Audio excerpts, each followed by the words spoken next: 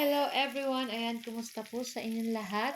Ayan, pasensya na po kahit medyo na-busy tayo today. Ayan, kaya late na po tayo nakapag-edit nitong ating video. Ayan, talagang medyo mahirap po talaga pag nag-edit ng video. Kaya, ayan, shout out po dyan sa ating mga new followers ng Mamshi and Three Sons. At kung bago pa lang po kayo sa aming page, sa aming YouTube channel, ay huwag niyo pong kalimutan mag-like, follow, at mag-subscribe na din po para palagi kayong updated sa aming mga bagong video na i-upload. So, yun na nga, meron tayo guys, tortang talong. Sumaaga po tayong nagising kanina. Ayan. Tapos, syempre, ang ating talong ay iihawin po natin dito sa ating kalan at pagkatapos natin maihaw, palamigin lang natin at tanggalin natin yung balat at hugasan po natin para wala pong mga tutong-tutong na nakadikit dun sa ating talong. At pagkatapos gagamit po tayo dyan ng 3 pirasong itlog na babatihin po natin. Maglalagay tayo ng asin lang. At pagkatapos ay medyo ibabad natin ng bahagya yung ating talong bago natin pritusin. At sa kabilang kawali naman guys, ay nilagay ko dyan yung ating frozen na pork igado. Ayan. So, ito po yung ating ulam ngayong umaga. At least meron po tayong gulay, may itlog, at meron pa tayong pork. Ayan. So, nakapagsaing na rin po ako ng kanin. So, iniuna ko yung ating kanin dyan, guys. So, itong ating first batch na tortang talong. Ayan. So, sa ating kawali ay 2 piraso lang po ang pwedeng magkasya dito. Kaya, ayan.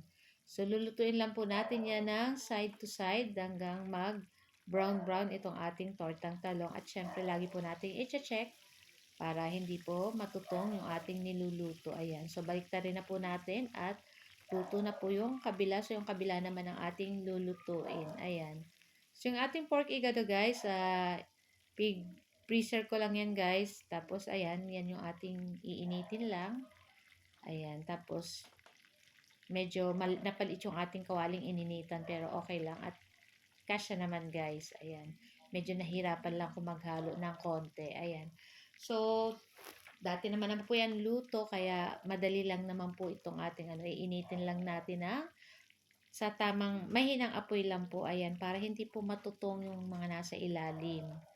Ayan, so itong ating tortang talong, ilang minuto lang ay luto na rin po yan. At after nyan, pwede na po natin yan hanguin. So, gumamit po tayo ng paper towel para yung mga excess oil ay masipsip ng paper towel. So, ayan na nga. At magkatapos yan, ay meron pa tayo dyan guys, second batch. So, ahunin na po natin dyan yung ating tortang talong at ilagay na rin po natin dyan yung ating second batch. Siyempre, maglalagay pa tayo dyan na itlog. Ayan. Masarap po talaga sa tortang talong ay marami po ang itlog na, ayan. Yun po. Masarap po yan isawsaw sa toyo, kalamansi, or ketchup. Ayan, bagay na bagay sa ating mainit na kanin. Yung tipong mapapaso-paso ka pa pag kumain ka. Tapos, syempre, hindi mawawala yung kape pag ganito po yung ulam. O, diba? So, yun na nga. At yung ating pork igado ay mainit na rin po yan. Ayan. Pero, syempre, luto-lutuin pa natin ng konti para masarap po ay mainit na mainit. Talagang, tapos masarap po yan sa may atsara para pampawala ng umay. So, yun na nga at luto na itong ating ulam today. Bye!